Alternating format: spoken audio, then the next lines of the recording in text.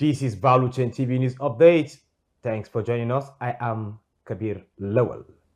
And on the Valuechain TV News Update, Permanent Secretary of Treasury and Budget Federal Capital Territory Administration FCTA, Alhaji Adamu Wenki, says Nigeria, particularly the FCT, faces significant economic volatility occasioned by fluctuations in oil prices.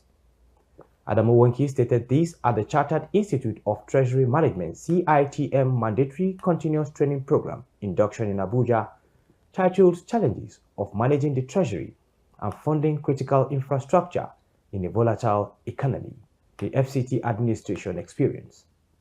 He further described oil as a significant source of government revenue in Nigeria, adding that other factors such as inflation, currency devaluation, and external debt pressure were the main contributory factors.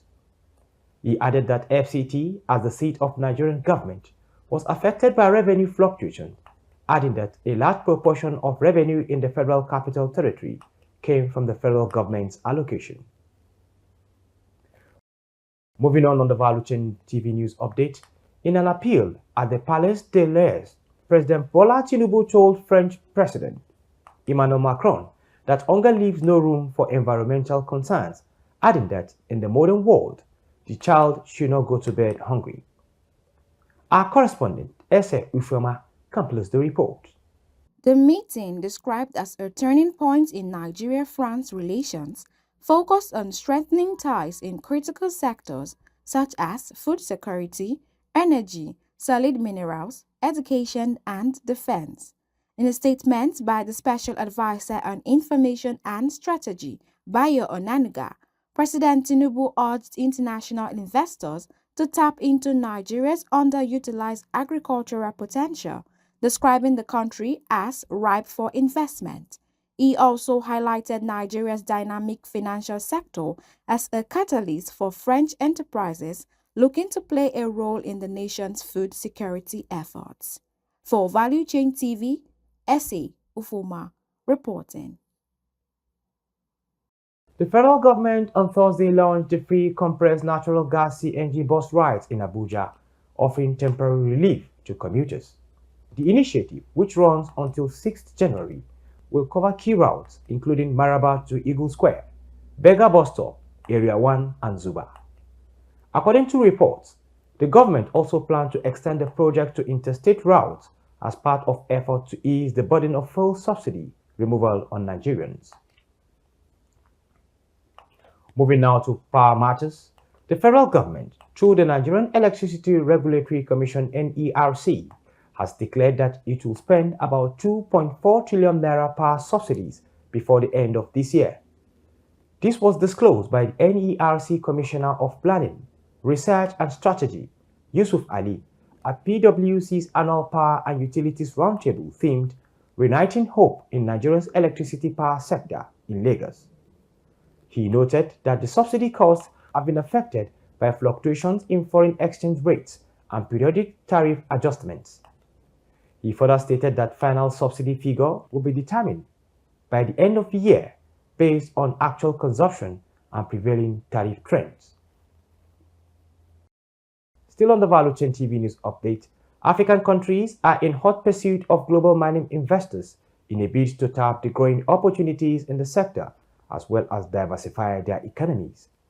Côte d'Ivoire is hosting its first international mining and energy conference with the aim of attracting global capital into its mining and energy sectors.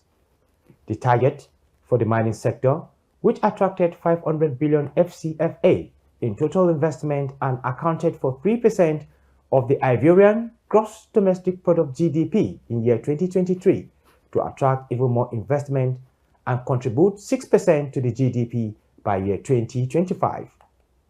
The 6-day-long event in Abidjan, which started on Wednesday, November 27th, comes less than a month after Nigeria organized a mining roadshow in South Africa to court investors. Nigeria will have a second mining roadshow in space of a month in London in early December. South Africa, which already boasts a vibrant mining sector, is not sitting back. Africa's largest economy will host its mining Indaba in February 2025 in Cape Town that will seek to attract more investors into the sector. And in sports, the rankings released by FIFA on Thursday also saw the Nigerian national team fall from 4th to 5th place in Africa. This drop is likely tied to Super Eagles' disappointment performances in their final qualifying matches for the year 2025 African Cup of Nations. Nigeria was held 1-1 draw by Benin Republic in Cote d'Ivoire and suffered defeat to Rwanda in Uyo. Morocco retained top spot in Africa, followed by Senegal, Algeria, and Egypt in 2nd, 3rd, and 4th positions respectively. In the global rankings, Argentina maintained top spot, followed by France in 2nd and Spain in 3rd. England and Brazil occupied 4th and 5th positions respectively. The ranking reflects a busy international football calendar, including World Cup 2026 qualifiers, AFCON 2025 matches, and National League fixtures. And that ends the Value Chain TV News Update. I am Kabir Lawal. For more news, don't forget to join us on all our social media handles and also subscribe to our YouTube channel. Bye for now.